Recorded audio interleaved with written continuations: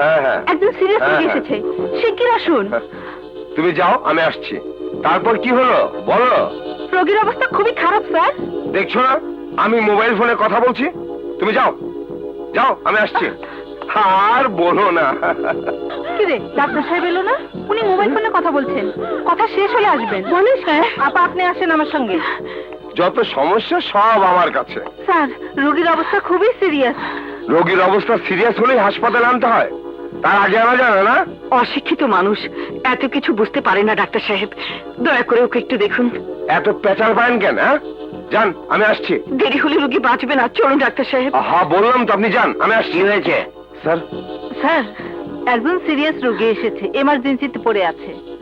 ওনাকে সে কখন থেকে ডাকা হচ্ছে, অথচ উনি যাচ্ছেন না, মোবাইলে কথা বলেই চলেছে। আসুন আমার সঙ্গে, আসুন চলুন। আসুন, দেখি দেখি।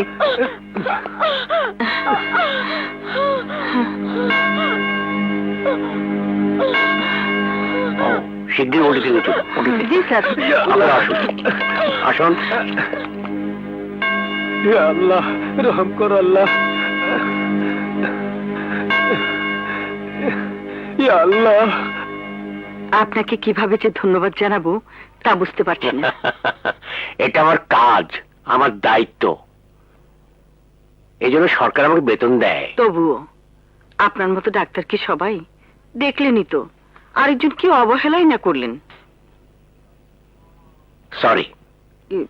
ডাক্তার সাহেব, আমার এক ভাতিজি আছে, 4 বছর হলো ওর বিয়ে হয়েছে, কিন্তু এখনো কোনো সন্তানাদি ওর ঘরে আসেনি। কোন চিকিৎসককে দেখিয়েছেন? জি, গ্রামের অনেক ডাক্তার কবিরাজ দেখিয়েছি, কিন্তু কোনো ফল হয়নি। আপনি যদি একটু দেখতেন।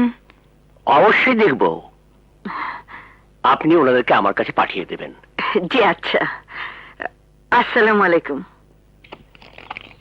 কুসুম। হাই ফুপু। কুসুম, আসো আসো। কেমন আছিস? এই তো ভালো আছি, তুমি? শোন, একটা ভালো খবর আছে। কি খবর ফুপু? রহমতের বউকে যে ডাক্তার সাহেব অপারেশন করেছেন, আমি তার সাথে কথা বলেছি। আমার মন বলছে তুই আর হাসিম ওনাকে দেখালে তোদের এই ঘরে আলো করে সন্তান আসবে।